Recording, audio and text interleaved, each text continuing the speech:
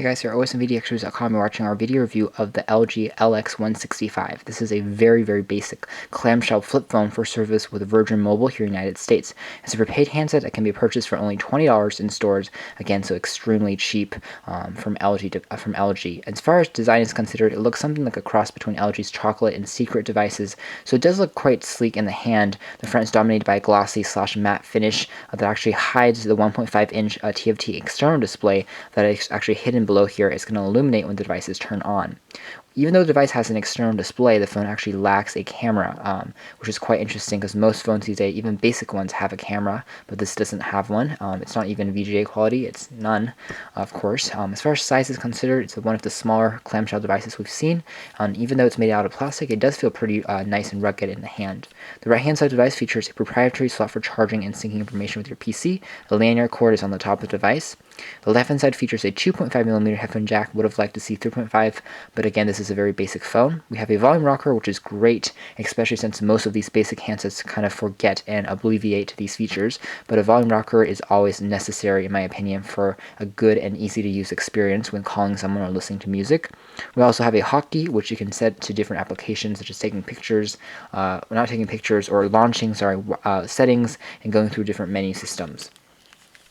Flipping the phone open, again, we have a pretty small screen. It's actually 1.75 inches diagonally, so not too large. On the top here is a earpiece. The screen itself is bright and vibrant. Viewing angles are acceptable. Again, you're not going to be doing too much on here. It does display pictures and images just fine, and you can browse the web using a web browser quite well.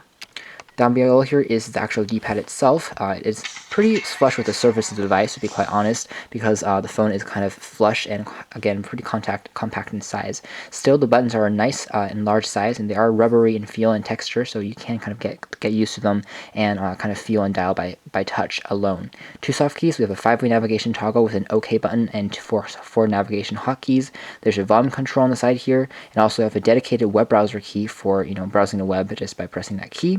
Tuck and in key also dubs as a power on and off key, and also a back button on the side here.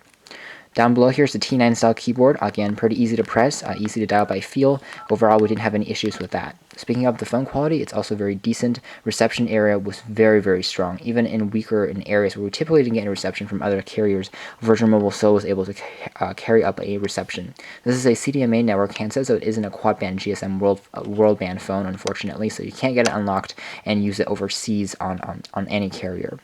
As far as sound quality is concerned, the microphone is very decent, and the speakerphone on here is also extremely loud, so it's easy to hear callers even in noisier conditions.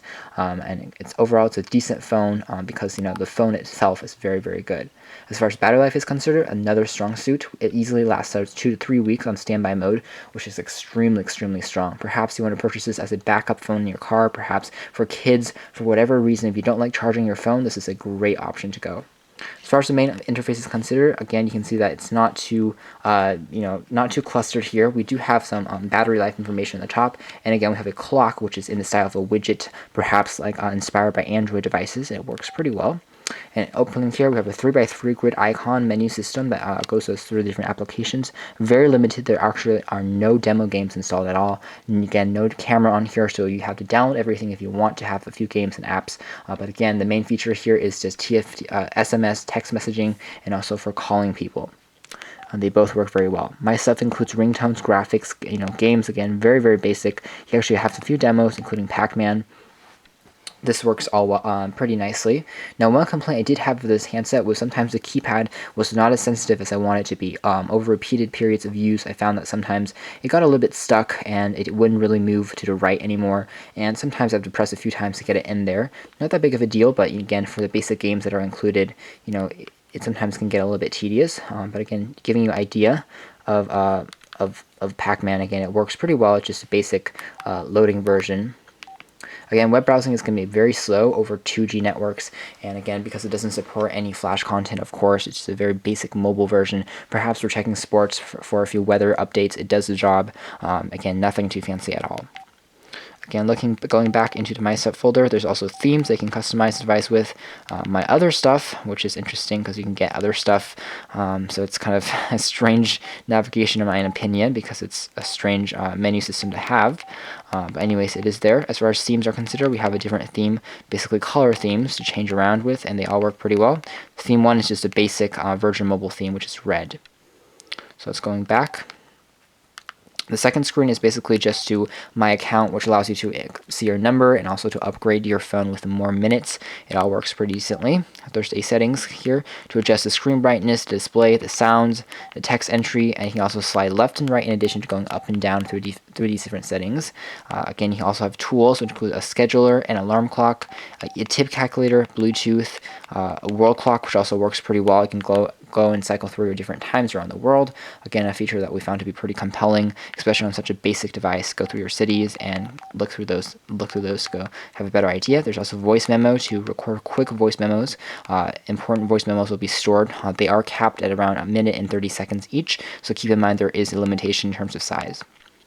Otherwise, again, we have contacts on here again, Virgin XML, which is just for browsing the web and also upgrading with Virgin Mobile applications. The messaging application map is nothing to write home about because the T9 style keypad isn't a QWERTY style keypad, but it does the job if you have to do it. Recent calls, and again, we have the web browser. So a very basic handset, and very few extra features in the box. There isn't even an MP3 player on here, but if you are keen to have very good reception rates, a very good battery, there you go. You see that the front display shows the time as well over time. Again, great battery life, great performance, a pretty sleek and stylish design, and a very affordable package, and you don't really care about any extra features at all, then this handset might fit the bill for you. Thanks for watching here at osandvtxreviews.com.